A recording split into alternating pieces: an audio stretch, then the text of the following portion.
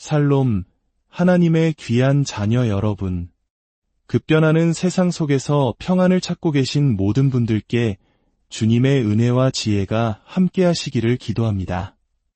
오늘 우리는 잠시 세상의 소음에서 벗어나 우리 시대를 향한 성경의 깊은 통찰과 예언에 대해 함께 묵상하는 시간을 갖고자 합니다.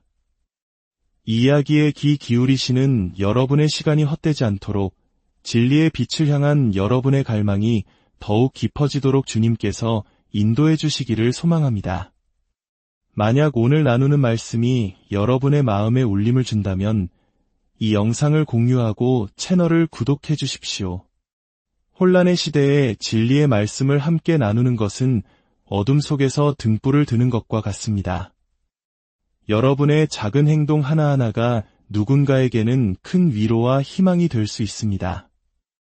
이 모든 과정 가운데 하나님의 축복이 가득하시기를 바랍니다. 지금 우리가 살고 있는 이 시대는 마치 거친 폭풍우가 몰아치는 바다와 같습니다. 세계 곳곳에서 들려오는 전쟁의 소식, 전례 없는 사회적 가치관의 혼란, 그리고 깊어지는 세대 간의 갈등은 우리를 불안하게 만듭니다. 많은 이들이 묻습니다. 왜 세상은 이토록 빠르게 변하고 있는가? 이 모든 혼란의 끝은 어디인가? 수십 년 전만 해도 상상할 수 없었던 일들이 현실이 되고 어쩌면 이는 우리 대한민국이 급격한 경제 성장을 이루며 겪었던 가치관의 대혼란과도 비슷한 모습일지 모릅니다. 우리가 한강의 기적이라 부르는 눈부신 발전의 이면에는 전통적 가치가 무너지고 새로운 질서가 자리 잡는 과정의 아픔이 있었습니다. 지금 전 세계가 바로 그러한 거대한 산통을 겪고 있는 것처럼 보입니다. 성경은 이러한 시대적 현상을 마지막 때의 징조, 곧 재앙의 시작을 알리는 산통에 비유합니다. 예수님께서는 마태복음 24장에서 마지막 때가 그리고 이 모든 예언의 중심에는 아주 특별한 나라, 이스라엘이 있습니다. 이스라엘일까요? 하나님께서 인류 구원의 위대한 계획을 이루시기 위해 메시아를 보내신 통로이자 세상 모든 민족이 하나님을 알게 하시려는 예언의 무대이기 때문입니다. 하나님은 온 세상이 지켜보는 가운데 이스라엘을 통해 당신의 살아계심과 능력을 나타내 보이셨습니다. 1948년 전 세계에 흩어져 있던 유대인들이 고토로 돌아와 나라를 세운 것은 그 자체로 놀라운 성경 예언의 성취였습니다. 하나님께서 당신의 백성을 다시 모으시리라는 약속이 역사 속에서 이루어진 것입니다. 성경은 이스라엘이 다시 나라를 세운 후 오랜 평화를 누리다가 예기치 못한 거대한 전쟁에 휩싸일 것이라고 예언합니다. 바로 곡과 마곡의 전쟁입니다. 에스겔 38장에는 이 전쟁에 대한 구체적인 묘사가 나옵니다.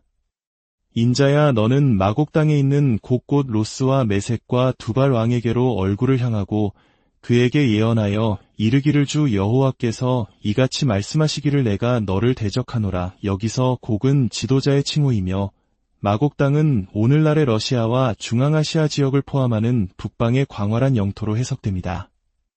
메섹과 두발은 노아의 후손들로 오늘날의 터키 지역에 정착한 민족의 조상으로 여겨집니다.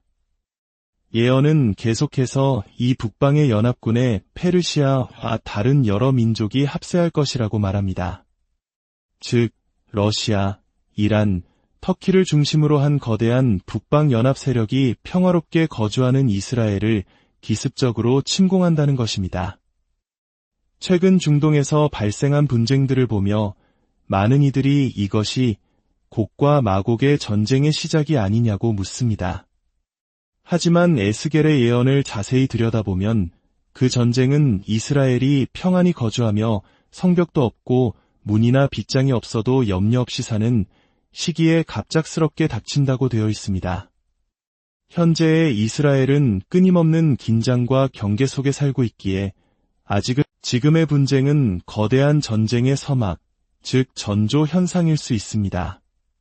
그런데 바로 지금 이 예언의 시간표에 큰 영향을 미칠 수 있는 중대한 변화가 세계 정치 무대에서 일어나고 있습니다.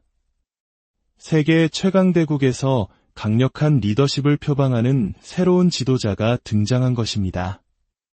이 변화는 마치 거대한 체스판의 말을 움직여 판 전체의 흐름을 바꾸는 것과 같습니다. 성경은 다니엘서 2장 21절에서 분명히 말씀하십니다. 그는 때와 계절을 바꾸시며 왕들을 패하시고 왕들을 세우시며 지혜 있는 자에게 지혜를 주시고 총명한 자에게 지식을 주시는도다. 세상의 지도자가 세워지고 바뀌는 모든 과정 뒤에는 하나님의 주권적인 섭리가 있음을 우리는 믿습니다. 특정 지도자에 대한 개인적인 호불호를 떠나 우리는 그 변화가 성경의 예언과 어떻게 맞물려 돌아가는지를 영적인 눈으로 분별해야 합니다. 새로운 지도자의 등장은 두 가지 상반된 가능성을 열어둡니다. 첫째, 강력한 힘을 바탕으로 분쟁을 억제하고 일시적인 평화. 이는 마치 예수님께서 말씀하신 전쟁의 소문만 무성한 시기, 즉 실제 전쟁은 없지만 긴장감이 흐르는 평화의 시기를 만들어낼 수 있습니다. 그리고 바로 이 거짓된 평화의 시기에 이스라엘이 무방비 상태가 되었을 때 북방의 세력은 지금이 기회다라고 생각하며 악한 계획을 세울 수 있습니다. 둘째, 반대로 이 변화가 오히려 북방 연합 세력은 강대국이 다시금 강력해지기 전에 서둘러 자신들의 군사적 목표를 달성하려 할 수 있습니다. 더 늦기 전에 이스라엘을 공격해야 한다는 조바심이 그들을 하나로 묶어 예언된 전쟁을 더 빠르게 현실로 만들 수도 있습니다. 어느 쪽이든 분명한 것은 세상의 모든 움직임이 예언의 성취를 향해 한 걸음씩 나아가고 있다는 사실입니다.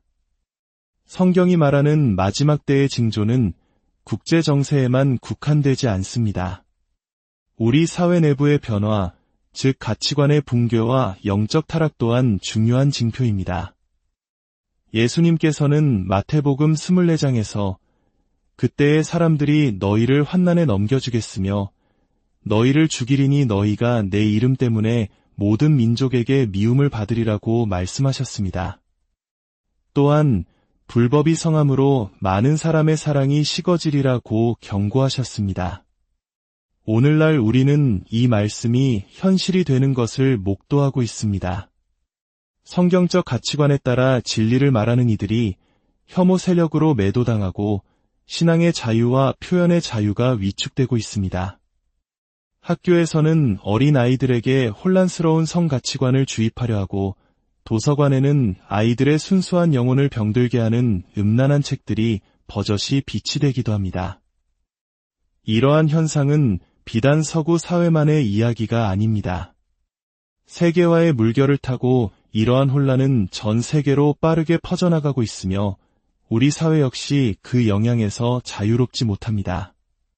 심지어 한 가정 안에서도 신앙과 정치적 신념의 차이로 부모와 자식이 등을 돌리고 형제 간의 원수가 되는 안타까운 일들이 벌어지고 있습니다.